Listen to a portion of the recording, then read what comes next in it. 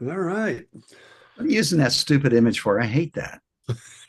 Oh, so that last episode was just a lie. I was just trying to make you feel good, John. Thank you. Thank you. I appreciate that.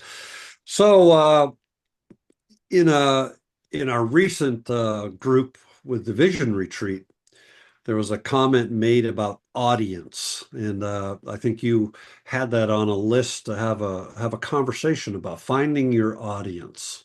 So, Yeah, I think it was Abby who brought it up. Somebody had said to her to find your audience. yeah, but I think you got to tell the front of that story, Oh, though, you right? tell it.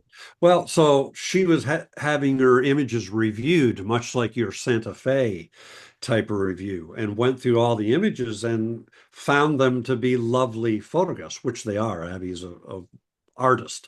I think during the retreat, you actually said, and this is what, let's add this into this discussion too, because I thought it was profound. Abby is an artist who uses photography to make her art, whereas a lot of us are photographers, me trying to become an artist with a camera, difference there.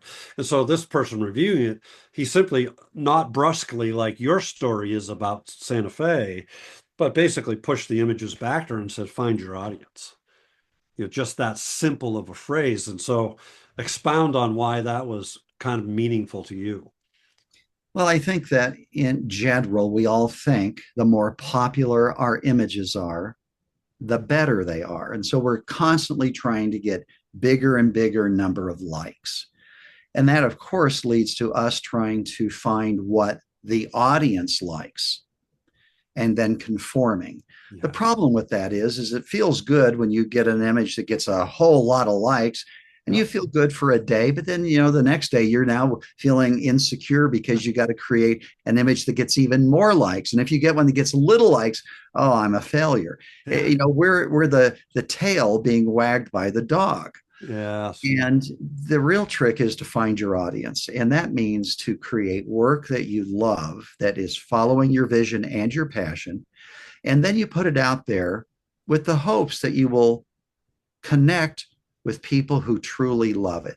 And it's going to be a smaller group than these people who are posting images and getting 300,000 likes, Right. but it's going to be true connections with people who love your work. And, it's like when I had the studio tour and you're standing there with somebody who really loves something that's worth more than 1,000 Instagram likes, who are just a lot of Absolutely. people who are being kind or being nice. Or I don't know. Yeah, I think on some of these sites, the more you participate, the higher status you get. Yes, So of I'm going to course. like a lot of stuff. So finding your audience simply means finding people who truly love what you're doing, and it's going to generally be a smaller audience than that other Instagram crowd is seeking, Yeah. but it's going to be more significant and more satisfying. Yeah, I'll add the words that you always share, which I love. Number one, you're creating honest work with the only intention of finding others who resonate with that work, and that becomes your audience. And that audience might grow organically to some degree, but like you said, if you're doing it for, again, it seems like we always got to put the caveat in there.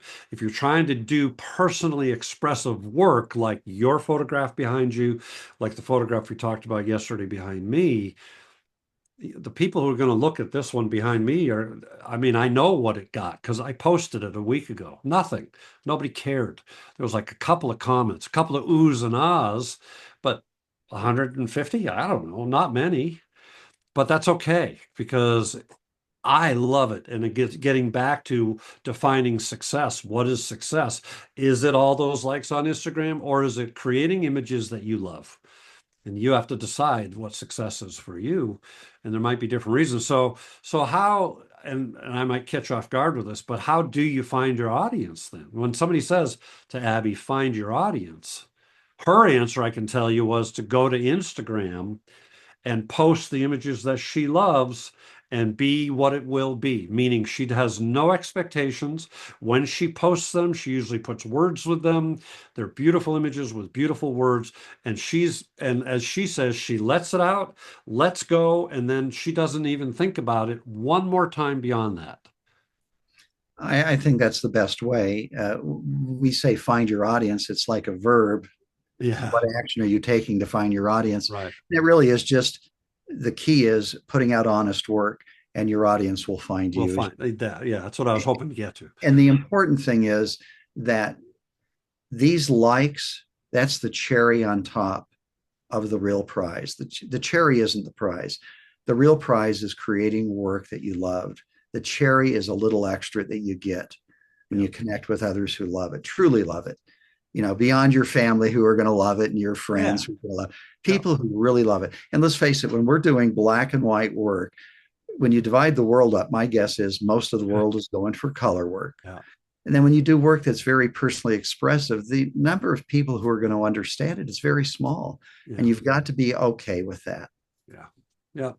So find your audience, make your comments, follow, like, subscribe. You know what to do.